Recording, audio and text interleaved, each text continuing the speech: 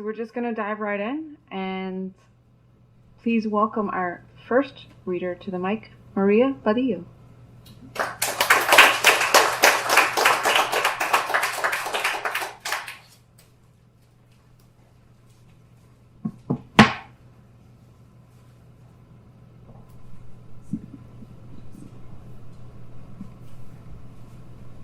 Can everyone hear me? I'm a little soft, so if you can't, just give me a wave. Thank you.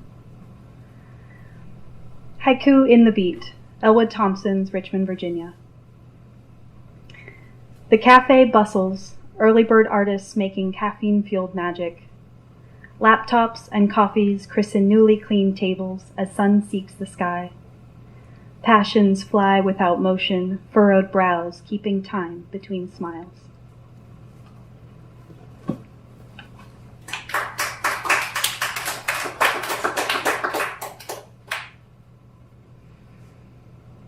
The cottage at the end of the lane. A west wind blows down cobbled stone, a road traveled by seekers. Perhaps you are one of them. Perhaps so am I.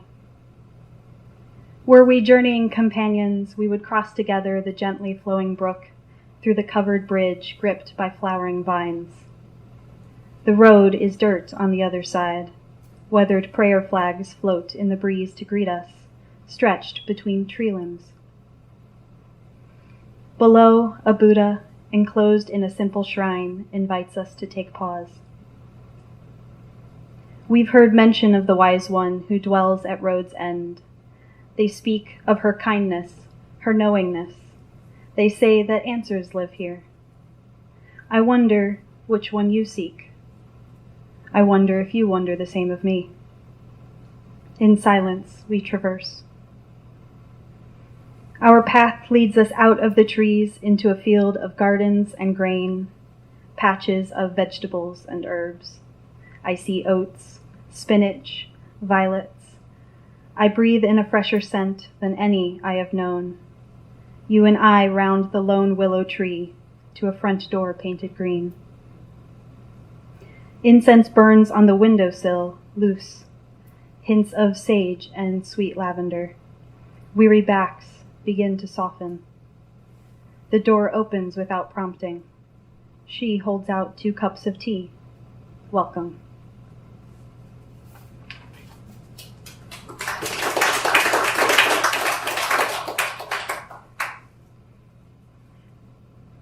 She walks through wildflowers. She walks through wildflowers with open palms and moon-kissed aura.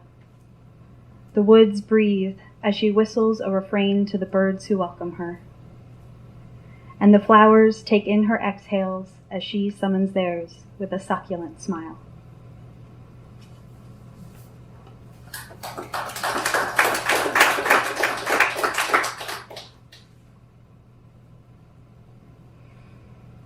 Oil of Sage.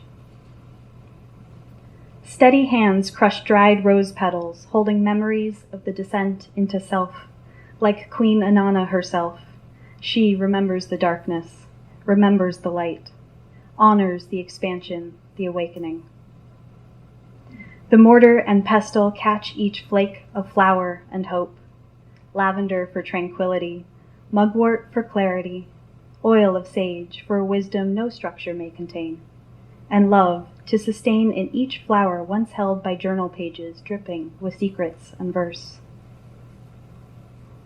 The incense burns beside her, a companion equally lit, aware, wondering how Pluto could be so dismissed, how pleasure could be disregarded, and how creativity could be so undervalued.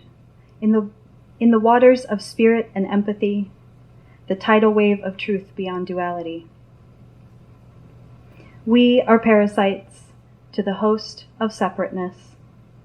Wholeness lies not in attachment.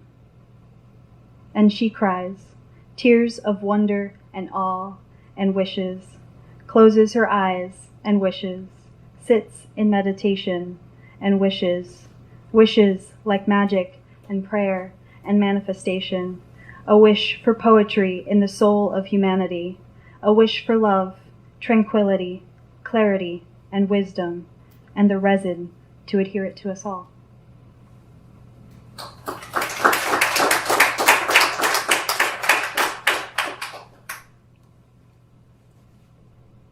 The rose. The rose rises from thorns, empty without those sharp, shameless daggers, held only by the careful and the worthy, who respect the balance between such pleasure, such pain.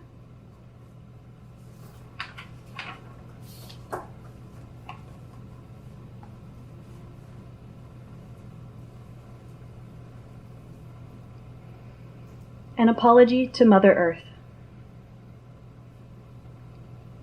An auburn finch chirps merrily, pecking at a soda can. A line of turtles enjoy the sunlight atop a log. A drinking straw floats by. Buttercups dance in a light wind. A paper cup tumbles past.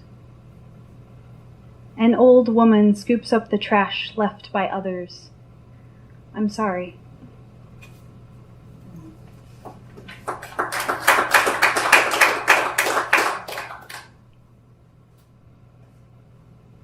Satnam.